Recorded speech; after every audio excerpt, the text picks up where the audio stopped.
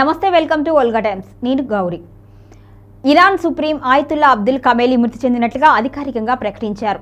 అసలు అమెరికాకు ఇరాన్కు మధ్య యుద్ధానికి కారణమేంటి? ఇది ఇప్పటిది కాదు, గత కొన్ని సంవత్సరాల క్రితంది, శతాబ్దాల క్రితంది. మరి దీనికి ఇన్నాళ్ల నుంచి ఆద్యం పోస్తూ వచ్చింది ఎవరు? అసలు అమెరికాకి ఇరాన్కి మధ్య మొదటి నుంచి శత్రుత్వం నాంది ఎక్కడ పలికింది అనే విషయాలు ఈరోజు చర్చిద్దాం. దీని మీద వివరించడానికి ప్రముఖ రాజకీయ విశ్లేషకులు బండారు రామ్మోహన్ రావు గారు ఉన్నారు. వారితో మాట్లాడదాం. నమస్తే సార్. నమస్కారం గౌరీ, చెప్పండి. సో ఇవాళ చూసుకుంటే ఖమేనీ మృతి చెందినట్లుగా అధికారికంగా ప్రకటించారు. అసలు ఈ రెండు దేశాలకి యుద్ధంలో వచ్చేంతగా ఎంత గొడవలు ఉన్నాయి? అసలు ఫస్ట్ యుద్ధానికి శత్రుత్వానికి కారణమైన అంశం ఏమనుకోవాలి సార్? మొదటగా మనం ఇరాన్ అమెరికా శత్రుత్వానికి కారణాలు మాట్లాడదాం. తర్వాత ఇజ్రాయెల్ గురించి చెప్తాను. నేను ఇజ్రాయెల్ దేశమే కాదు, 49 దాకా ఇజ్రాయెల్ ఒక దేశంగా కూడా లేదు కనుక సమస్య లేదు. కనుక అట్లా చూసుకుంటే మనకు అమెరికా ఇరాన్ మధ్య సంబంధాలకు దెబ్బ తగిలింది ఎక్కడ అంటే 1979లో ఈ ఇస్లామిక్ తీవ్రవాదులు పెట్టరేగిపోయి అప్పటికున్న రజా పహలాని ఇప్పుడున్న ఆయన కొడుకున్నాడు యువరాజు, అంతకు ముందు ఉన్న రాజును దేశం పట్టించి చంపేసి మొత్తం మీద అధికారాన్ని స్వాధీనం చేసుకున్నారు. అప్పుడు 79లో 1979లో ఈ అయతుల్లా ఖమైనీ మొట్టమొదటిసారి అధిష్ఠించాడు పీఠాన్ని. ఆ రోజు నుంచి దాదాపు 48 ఏళ్ళు అవుతుంది. ఇప్పటికి ఇంకొక 2 ఏళ్ళు అయితే 26లో ఉన్న, ఇంకో 3 ఏళ్ళు అయితే 47 ఏళ్ళు అయిపోయింది. ఇప్పటికే 47 ఏళ్ళుగా అయతుల్లా ఖమైనీ ఒక్కడే రాజ్యం చేస్తున్నాడు అక్కడ. ఆయన కొడుకులున్నా ఎవరున్నా సుప్రీం లీడర్ ఆయన ఉన్నాడు, ఆయనే చేస్తున్నాడు. దాని కారణం ఏంటంటే మొట్టమొదలు ఏది అప్పటిదాకా అమెరికా పప్పెట్ గా ఉన్న రాచరికాన్ని కూల్చేసి ఇస్లామిక్ తీవ్రవాదంతో వీళ్ళు అధికారంలోకి వచ్చారు. కుదురుడు బాగానే పరిపాలన సాగించారు. కానీ ఎప్పుడైతే మధ్యప్రాచ్యంలో షియా సున్నీల మధ్యన గొడవలు ఉన్నాయి కనుక షియాలను సున్నీల మధ్యన తెగలను వాడుకొని అమెరికా ఇరాన్కి వ్యతిరేకంగా పావులు కలిపితే ఇరాన్ ఏం చేసింది, మొండివాడు కనుక సమస్య లేదు, ఏం చేసుకున్నా సరే మేము మా దేశాన్ని సార్వభౌమంగా కాపాడుకుంటామని చెప్పి అమెరికాకి ఎదురు తిరిగారు. వాళ్ళకి సాకు దొరికింది ఎక్కడ? ఇక అణు బాంబులు తయారు మీరు చేయొద్దు అన్నది. మా ఇష్టం, మీరు చేసుకుంటే మేము అభ్యంతరం పెడుతున్నాం, మేము చేస్తే మీకెందుకు అభ్యంతరం అని. అప్పుడు అమెరికా ఉన్నదంటే మన అమెరికా ప్రపంచ పోలీస్ గా మీరు ఆయుధాలు తయారు చేసుకుంటే మేమైతే మన కట్టుబాటులో ఉన్నాం, మా కట్టుబాటుకు వస్తే మేము చేసుకోవచ్చు అని చెప్తే ఇరాన్ కు అమెరికా మధ్యన ఒక కట్టుబాటు కుదిరింది. చాలా రోజులు కొనసాగింది. మొన్న కూడా మొదటిసారి ట్రంప్ ఎన్నికయ్యేదాకా అది ఉన్నది. కానీ అది ముగిసిన తర్వాత మళ్ళీ కుదుర్చుకునే క్రమంలో మేము ఈ కట్టుబాటుకు రామని ఇరాన్ అన్నారు. ఎందుకు రారు మీరు అని వీళ్ళు అన్నారు. మొత్తం మీద అప్పుడు కూడా కొంతవరకు సర్దుకున్నారు.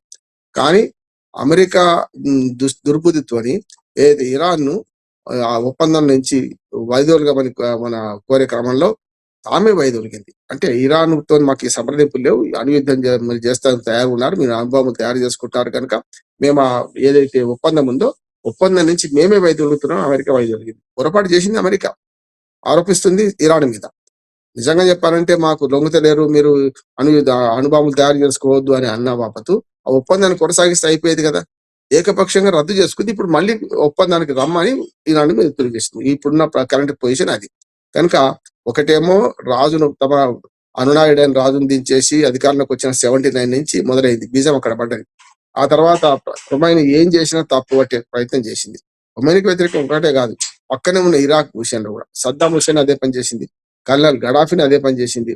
ఇట్లా చూసుకుంటే మీరు ఎవరినైనా అయితే రణమా లేకుంటే శరణమా, అయితే శరణం కోరండి లేకుంటే రణం చేస్తామనే దానిలో ఒక రకంగా అమెరికా పెద్దన్న పాత్ర వహిస్తూ, అమెరికా పెద్ద ప్రపంచ పోలీసుగా వ్యవహరిస్తూ ఇరాన్ ఎప్పటి నుంచి అవమానిస్తుకుంటూ వచ్చింది. ఇరాన్ కూడా మొండిగా, రాజు కంటే మొండివాడు బలవంతుడు అన్నట్టు ఇరాన్ కూడా మొండిగా నిలుస్తూ వచ్చింది.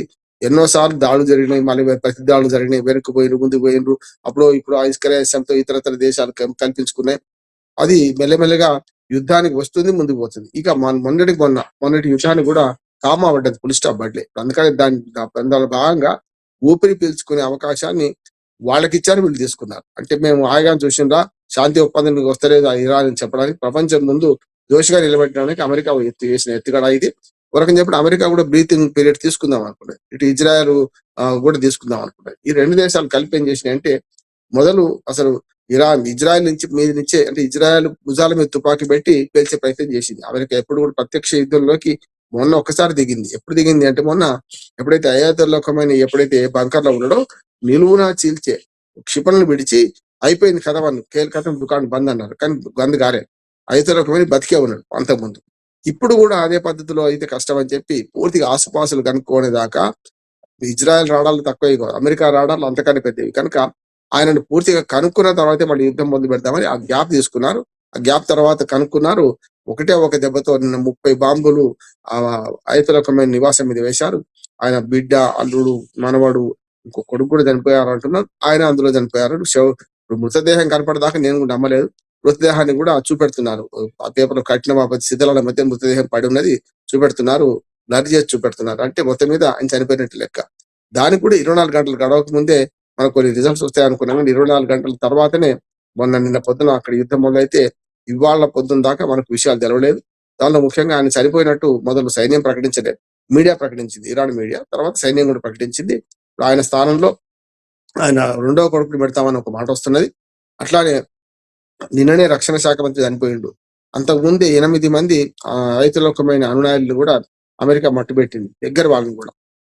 చివరికి సుప్రీం లీడర్కి వచ్చేసింది. అంటే మెల్లమెల్లగా ఆయన దాకా వచ్చి ఆయన చనిపోయారు. మొండితనంతోనే చనిపోయారు అని చెప్పాలంటే. ఆయన తర్వాత ఇప్పుడు ఎవరిని అంటే సుప్రీం కమాండర్ ను పెట్టుకోని దశలో ఆయన కొడుకు అంటున్నారు. అట్లాగే మన సైన్యం కమాండర్ కూడా చనిపోయాడు. దానిలో కూడా వాహిద్ను పెట్టారంటున్నారు. సెకండ్ కమాండర్ గురించి ఆయన్ని పెట్టారంటున్నారు. ఇప్పుడైతే ఇరాన్ తగ్గడం లేదు. నిన్ననే బతికుండంగా ఆయుధలకమైన ఛాలెంజ్ చేసింది ఏంటంటే, మీరు యుద్ధం మొదలు పెట్టారు, నేను ముగిస్తాను. ముగించిందేమి, ఆయన జీవితం ముగించబడ్డది. చూసాం కదా, ఆయన ముగించలే, ఆయన జీవితం ముగించబడ్డది. ఈ పరిస్థితులు విషాదకరమైన పరిస్థితి. ఎవడైనా సరే ఇంత మొండిగా పోయి చావాల్సిన అవసరం లేకుండా, ఒక రకంగా చెప్పాలంటే శిథిలాల్లో పడిన దేహం చూస్తే ఒక కుక్క సభ చచ్చినట్టే లెక్క ఆయన, ఒక రకంగా చెప్పాలంటే.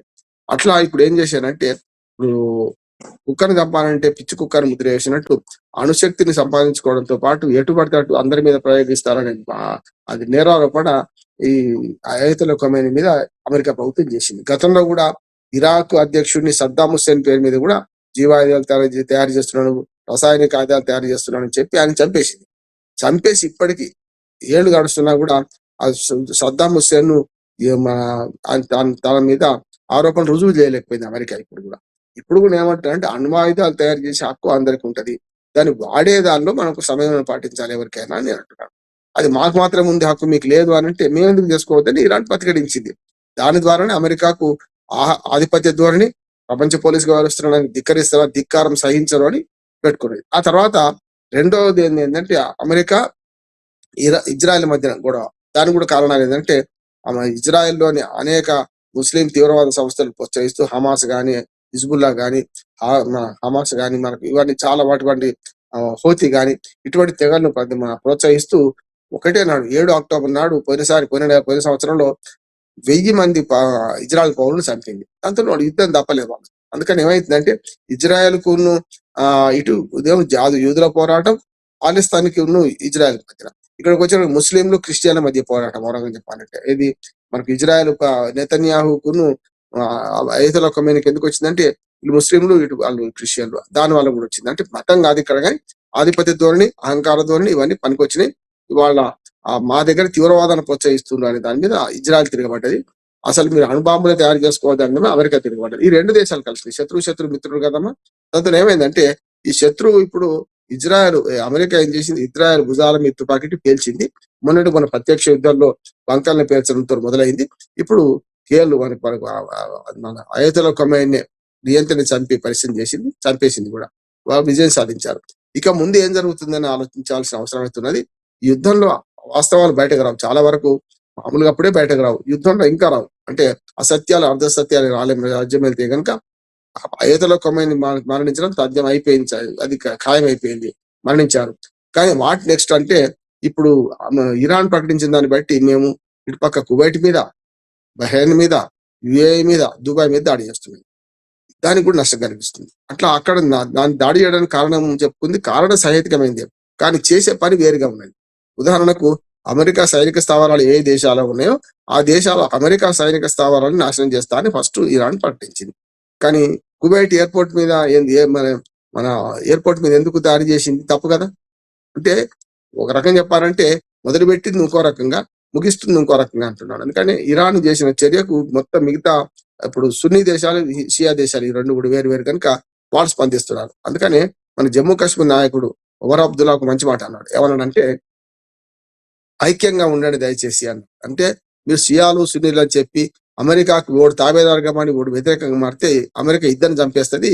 మీరు సున్నితంగా మనకు ఐక్యంగా ఉండండి అని సున్నితంగా చెప్పాడు. ఆయన డైరెక్ట్ చెప్పలే, మతం ప్రసక్తి తీసుకురాలే. కానీ అంతర్లీనంగా ఒమర్ అబ్దుల్లా మాటలు అదే అనుకున్నాను నేను. అంటే ఇవాళ జమ్మూ కాశ్మీర్ ముఖ్యమంత్రి ఒమర్ అబ్దుల్లా చేస్తున్న వినతి ఏంటంటే ముస్లిం ప్రపంచం అంతా ఏకంగా అనవసరంగా అమెరికా ఉచ్చులో పడొద్దని చెప్పినట్టు లెక్క. మన భారతదేశంలో కూడా ముస్లిం జనాభా అంతా ఇవాళ మనకు ఇరాన్కే వర్తి చేస్తున్నది. కానీ ఇరాన్ లో మాత్రం రెండు వర్గాలు తయారైనాయి. ఒక వర్గం ఏమో ఐతులోకమైన సమర్థించే వర్గం, వాళ్ళేమో ఏడుస్తున్నారు, ఊరేగింపు తీస్తున్నారు, తప్పు అంటున్నారు. ఐతులోకమైన వ్యతిరేకించిన వర్గం కూడా ఇది. వాళ్ళు ఆయన తక్కువేం కాదు, నియంతగా చాలా మందిని చంపేశాడు. ఆయన వ్యతిరేక వర్గం అంతా ఆనందాలు చేస్తున్నది. అందుకని చివరికి నేనేమనుకుంటున్నానంటే రిజా పహలావి ఎవరైతే యువరాజు ఉన్నాడో, అమెరికాలో ఇప్పుడు ఆశ్రయం అంటున్నాడో, ఆయనను పర్ఫెక్ట్ గవర్నమెంట్ కింద పెట్టే అవకాశం ఉందని నేను అనుకుంటున్నాను. అమెరికా అంతకన్నా ముందు దానికి ఒక రంగం సిద్ధం చేసుకుంటున్నారు. అంటే ఏంది, ఎవరైతే అయతులోకమైన వ్యతిరేకమైన వర్గాలను వాళ్ళందరినీ ఉసుకొల్పుతున్నాడు ట్రంప్. ఏమంటున్నాడు, మీ ఇరాన్ మీరు రక్షించుకోండి, ఇరాన్ ప్రజాస్వామ్య దేశంగా మార్చుకోండి, మీరు ఎట్లా కొమ్మని చనిపోయండి, ఇప్పటికైనా సరే మారండి, మీ మీ అంతర్గతంగా మీరు తేల్చుకోండి, ప్రజాస్వామ్య స్వేచ్ఛా ప్రభుత్వాన్ని నిర్ణయించుకోండి అని చెప్పి ఒక మాట విడిచిండు ట్రంప్. దానికి అనుగుణంగానే ఈ యుద్ధం ముగిస్తే మాత్రం రిజా పహలావి అమెరికాకు పప్పెట్ గా మారిన రిజా పహలావి ఆయన అధ్యక్షుడే అవకాశం ఉందని నేను అనుకుంటున్నాను. ఇది అంతకుముందు ఇప్పుడు మీరు అన్నట్లుగా అమెరికాకి పప్పెట్ గా ఉండే అతన్నే మళ్ళీగా సుప్రీం గా చేశారే అనుకోండి. ఇప్పుడు ఒక వర్గం ఏమో ఇప్పుడున్న ఆయతుల్లా అబ్దుల్ ఖమేనీకి సమర్థించింది, ఆయన చావుని జీర్ణించుకోలేకపోతుంది. ఇంకొక వర్గం ఏమో సంబరాలు చేసుకుంటుంది. మరి ఇప్పుడు వ్యతిరేకత వచ్చి మొత్తానికైతే ఒకవేళ ఇరాన్ విడిపోయే ముక్కలయ్యే పరిస్థితి ఏమన్నా వచ్చే అవకాశం ఉంది అనుకోవాలి సార్? ముక్కలు అంటే రెండు వర్గాలు ఎవరు ఆధిపత్యం వహిస్తారు అనే దాని మీద ఉంది. ఎట్లాగో అమెరికా ఎవరికి మద్దతు ఇస్తుంది, ఐతులోకమైన వ్యతిరేక వర్గానికి మద్దతు ఇస్తుంది కదా. ఆటోమేటిక్ గా సైన్యం లొంగిపోవడం, సైన్యం ఏం చేస్తుంది, ఐతులోకమైన వ్యతిరేక అనుకూల వర్గాలకు సైన్యం మద్దతు ఇస్తుంది. ఇప్పుడు సైన్యాన్ని ఓడిస్తే ఆటోమేటిక్ గా అమెరికా అనుకూల వర్గాలు అక్కడ విజయం సాధిస్తాయి. సైన్యం గెలిస్తే ఆటోమేటిక్ గా అమెరికా మన ఐతులోకమైన వ్యతిరేక వర్గాలకు మరణ శాసనం లెక్కించినట్టే లెక్క. కనుక ఈ రెండు వేరు వేరు. అందుకనే దేశం విడిపోదు. కానీ ఈ రెండింటిలో ఏది చల్లబడద్ది అంటే అమెరికా గెలుపోవటం బట్టి ఉంటుంది, ఇరాన్ గెలుపోవటం బట్టి ఉంటుంది. అందుకని రజా పహలావి ఒక మాట అన్నారు, అమెరికా అమెరికా కూర్చోమంటుందంటే ఇరాన్ కు మంచి రోజులు వస్తాయి. మంచి రోజులు వచ్చినట్టే అండి, మొదటిది అనుకున్నది ఆయన సాధించాడు. ఒక రకంగా చెప్పాలంటే ఐతులోకమని చనిపోయాడు. ఐతులోకమని చనిపోవడమే నేను మార్గం అని నేను అన్నా. అంటే ఆయన ఆశ అది మొదటిది ఆశ నెరవేరింది ఆయనకు. రెండోది ఏంది, మనకు ప్రజలు తిరగబడి దాని ప్రభుత్వం కూలగొడితే ఆటోమేటిక్ గా తను రాజు అవుదాం అనుకోని, అంతే కదా. అంటే ఇప్పుడు ఇరాన్ ఓడిపోవాలని కోరుకుంటున్నాడు.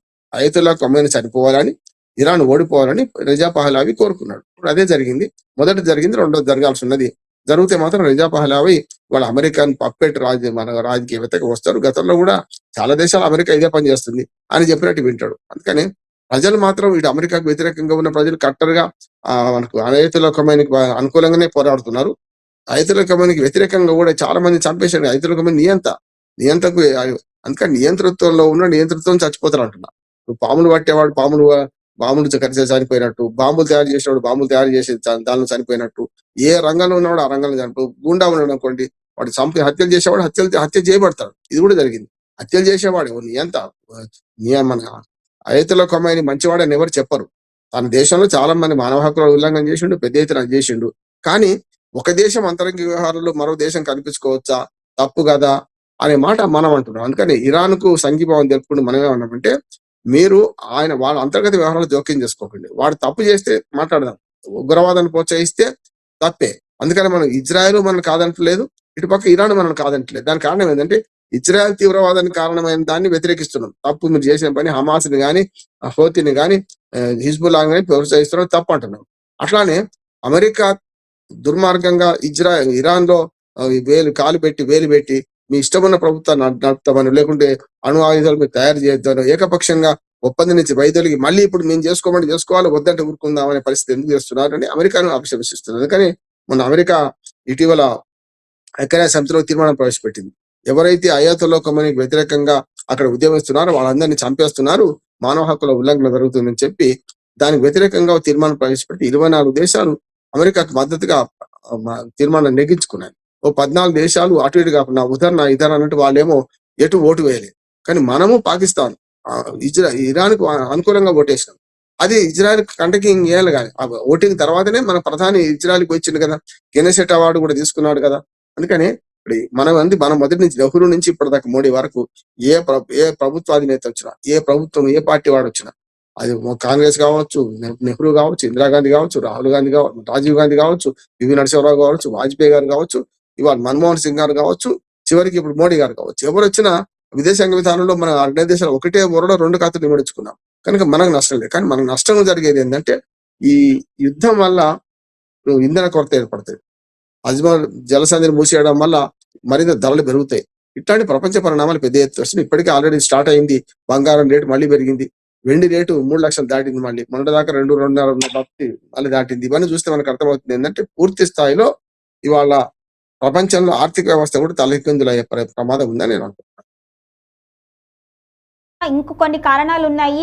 కేవలం అణుయుద్ధానికి సంబంధించినవి తయారు చేయటం అనే కాదు, కానీ ఇరాన్లో ఈ అమెరికాకి సంబంధించిన సంస్కృతి ఎక్కువగా పెరిగిపోతుంది. ముఖ్యంగా అమెరికా వస్త్రధారణ ఏదైతే ఉందో దాన్ని ఇరాన్ ప్రజలు ఎక్కువగా ఉపయోగిస్తున్నారని గతంలో వ్యతిరేకత తీసుకువచ్చింది ఖమేనీయే. ఆ ఖమేనీ దాని నుంచే అసలు అమెరికాకి వ్యతిరేకమై కొన్ని వర్గాలుగా విడిపోయిన సందర్భం మనకు తెలుసు గతంలో. కానీ ఇప్పుడు ఒకవేళ ఈ అమెరికా ఎవరినైతే సపోర్ట్ చేస్తుందో వాళ్ళు సుప్రీంగా ఉంటే మరి అమెరికాకి సంబంధించిన ఇప్పుడు ఆ కల్చర్ అనేది ఇరాన్ లో మళ్ళీ ఉద్భవించే అవకాశం ఉంది అనుకోవాలా సార్? ఇస్లామిక్ తీవ్రవాదంతో ఖమేనీ అధికారంలోకి వచ్చిండు. ఇస్లామిక్ జాతి, ఇస్లామిక్ ఏం చేయాలి, వస్త్రధారణ నుంచి మొదలు పెడితే అన్ని కూడా పాశ్చాత్య ధోరణి వ్యతిరేకిస్తాడు. ఛాందసవాది ఓ రకంగా చెప్పాలంటే ఇది ఖమేనీ. ఈ ఛాందసవాదాన్ని వ్యతిరేకించి చాలా మంది చంపేసిండు. అది ప్రధాన కారణమే. కానీ వాళ్ళ ప్రపంచంతో పాటు ఇరాన్ ప్రజలు కూడా మారుతుంటారు కదా, మారకుండా 50 ఏళ్ళు ఒకటే తిష్ట వేసుకొని కూర్చున్నాడు. ఫెడరల్ కాస్ట్రో లాంటి వాడు కూడా చచ్చిపోయేదాకా అధ్యక్షుడే క్యూబాకి. అయితే ఇట్లాంటి నియంత్రణలు ఎప్పుడైనా నియంత్రణగా చచ్చిపోతారు అంటున్నారు. జరిగింది అదే, వాళ్ళు చంపబడ్డాడు ఆయన చనిపోయినాడేమో ఫెడరల్ కాస్ట్రో లాంటి వాడు. అందుకని ఏమంటున్నానంటే ఇవన్నీ చూస్తే ఇవాళ కారణాలు అదే కదా. ఒకటి, డాలర్ పెత్తనం పెరగాలంటే చమురు దేశాలను స్వాధీనం చేసుకోవాలి అమెరికాకు. రెండో చెప్తున్నాడు, ఒకటేమో ఇరాన్ తోని వ్యతిరేకం కావడానికి మొట్టమొదటి కారణం ఏమంటే ఇస్లామిక్ తీవ్రవాదాన్ని ప్రోత్సహించడం, అట్లాగే ఇస్లామిక్ వర్గాలను ప్రోత్సహించడం, ఇస్లామిక్ రెవల్యూషన్ అనే పేరు మీద రాజును ఓడించడం. ఇది అమెరికా ఫస్ట్ జరిగింది. ఇప్పుడు ఏంటంటే మధ్యప్రాచ్యంలో ఇరాన్ ప్రాబల్యం తక్కువ చేయాలి. ఇరాక్ చేసేసారు. ఇరాక్ ఆల్మోస్ట్ ఆల్ సరెండర్ అయినట్టు లెక్క. ఇప్పుడు ఇరాన్ తోని ప్రభావం తక్కువ చేయాలంటే ఏం చేయాలంటే ఇరాన్ కు మద్దతు ఇస్తున్న దేశాల మీద పడాలి, అట్లానే ఇరాన్ కు మద్దతు లేకుండా చేసే ప్రయత్నం చేయాలి. కనుక దానివల్ల ఏమవుతుందంటే ఈ డాలర్ విలువ పెరుగుతుంది. డాలర్ విలువ పెరగాలంటే డాలర్ మార్కం అనేది అన్ని వస్తువుల్లో పెద్దగా ఉండకపోవచ్చు, కానీ చమురులో ఎక్కువ పెద్దది. కనుక చమురు రంగంలో డాలర్ విలువ ఉంటది కనుక దాన్ని బట్టి ఏం చేస్తాం అనుకుంటున్నారు వీళ్ళంటే ఇవాళ డాలర్ విలువ పడిపోకుండా ఉంటే చమురు దాని మీద పెద్ద ఎత్తున ఆధిపత్యం సంపాదించుకోవాలి అమెరికా. దానివల్ల మనకు కొరకరాని కొయ్యగా మన ఇరాన్ వ్యతిరేకిస్తుంది. దాని ప్రకారమే యుద్ధం చేసింది, ప్రత్యక్ష యుద్ధంలో పాల్గొన్నాయి. నిన్నటిదాకా మన ఇజ్రాయెల్ భుజాల మీద తుపాకి పెట్టి పేల్చిన ఈ అమెరికా వాళ్ళు డైరెక్ట్ గా దిగే దళాలు దింపి చేసేసింది. ఇప్పుడు బొండి వైఖరి మానుకొని మరి జీ హుజరాని వెనక్కిపోతారా, లేదు ఇదే పద్ధతిలో పోతారా అంటే ఇరానే నష్టపోతుంటున్నాడు. ఇరాన్ అంతర్యుద్ధం వస్తుంది, కానీ ఏదో సెటిల్మెంట్ అవుతుంది, అంటే దేశంగా అయితే విడిపోదు అంటున్నాను నేను. Okay, right sir, thank you so much.